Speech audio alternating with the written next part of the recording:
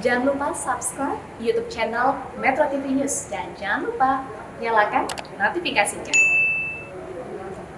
Terima kasih pemirsa, Anda masih bersama kami di Metro Siang. Pemerintah mencabut pembatasan masuk bagi wisatawan asing ke tanah air.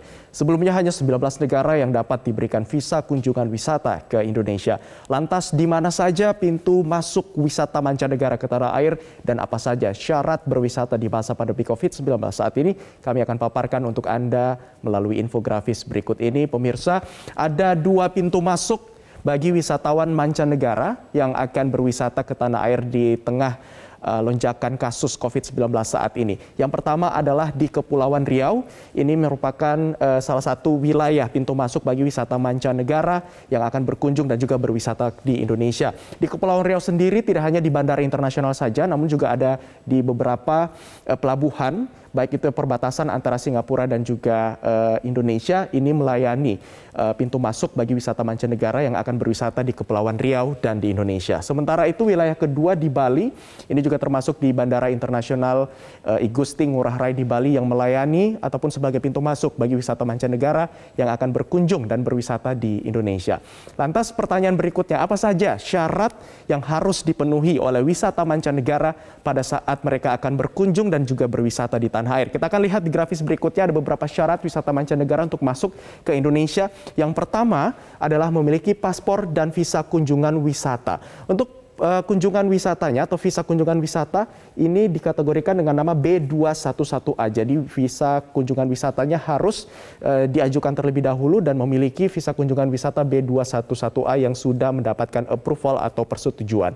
Kemudian wajib mengikuti protokol kesehatan kedatangan termasuk dengan beberapa mekanisme karantina yang saat ini sebelumnya untuk kedatangan wisatawan mancanegara berlaku 7 hari, namun saat ini sudah menjadi 5 hari.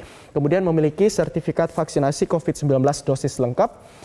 Dan yang terakhir ataupun yang berikutnya, ini adalah hasil tes rapid test PCR yang harusnya juga negatif pada saat masuk ke Indonesia. Termasuk nantinya adalah bukti kepemilikan asuransi kesehatan dengan nilai pertanggungan sebesar 25.000 US dollar.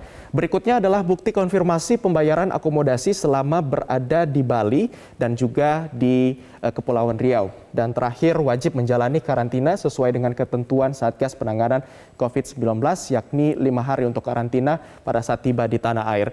Dan di grafis berikutnya kita juga akan melihat seperti apa pernyataan dari Subkoordinator Humas Direktorat Jenderal Imigrasi Ahmad Nur Saleh yang mengatakan pariwisata di Bali dan Kepulauan Riau telah dibuka untuk semua wisatawan mancanegara. Pelancong asing harus mengajukan visa kunjungan wisata B211A dengan penjamin perusahaan perjalanan, bukan perorangan. Jadi sekali lagi ya, penjaminnya bukan perorangan, melainkan perusahaan perjalanan. Dan di grafis berikutnya, kita juga akan melihat seperti apa aturan keimigrasian dari travel bubble di Batam dan juga di Bintan. Ini merupakan kebijakan di masa pandemi COVID-19 bagi wisatawan mancanegara saat berkunjung ke Indonesia. Ini sudah diatur dalam surat edaran mengenai pemberian bebas visa kunjungan atau BVK khusus untuk wisata kepada warga negara Singapura. Di mana fasilitas BVK khusus wisata kepada warga negara Singapura ini menerapkan tanda masuk yang nantinya akan dicapkan pada paspor masing-masing wisatawan asing tersebut yang berlaku sebagai izin tinggal kunjungan atau ITK. Nah, untuk ITK ini pemirsa, waktu paling lamanya selama ataupun sepanjang 14 hari dan perlu diingat bahwa ITK ini tidak dapat diperpanjang. Artinya selama 14 hari pada saat waktu masa kunjungannya sudah berakhir, ini tidak dapat diperpanjang dan harus kembali ke negaranya.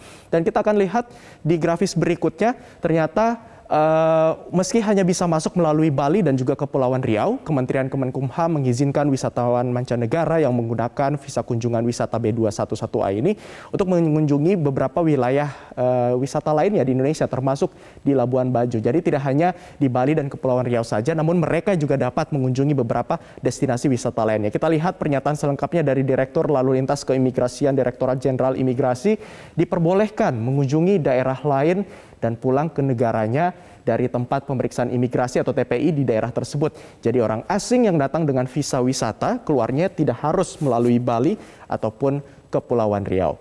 Nah, kita akan melihat di grafis berikutnya negara mana saja yang sudah boleh masuk ke tanah air. Kalau kita lihat peraturan sebelumnya dari pemerintah pusat hanya mengizinkan 19 negara untuk berwisata ke Indonesia. Artinya hanya wisatawan mancanegara dari 19 negara yang sudah diizinkan untuk dapat berwisata. Namun saat ini aturannya berubah. Saat ini semua negara ini sudah dapat diizinkan. Artinya semua pelancong yang berasal dari beberapa negara ataupun seluruh negara di dunia ini saat ini sudah dapat untuk mengunjungi wisata di Indonesia. Di grafis berikutnya kita juga akan melihat sebenarnya seperti apa refleksi data kunjungan wisata mancanegara melalui data kunjungan wisata mancanegara dari BPS. Berdasarkan laporan dari BPS, jumlah kunjungan wisatawan mancanegara pada bulan Januari pemirsa 2021 hingga September 2021 sebesar 1,18 juta orang. Pencatatan ini relatif terpaut jauh dari realisasi pada periode yang sama tahun lalu sebesar 3,59 juta orang. Di mana adapun jumlah kunjungan wisata mancanegara ke Indonesia pada bulan September 2021 kalau kita lihat datanya ini mencapai 126.510 kunjungan atau angka ini turun sebesar 15,08% jika dibandingkan dengan jumlah kunjungan pada bulan yang sama di tahun lalu. Namun perlu diingat kalau kita bandingkan datanya dengan jumlah pada bulan Agustus 2020, jumlah kunjungan wisata mancanegara pada September 2021 ini mengalami kenaikan sebesar 1,41%. Ya, dan diharapkan dengan adanya kebijakan ini dapat mampu kembali menghidupkan geliat pariwisata di Indonesia namun tetap dengan protokol kesehatan ketat di COVID-19. Pemirsa, demikian pemaparan di sesi At Large kali ini.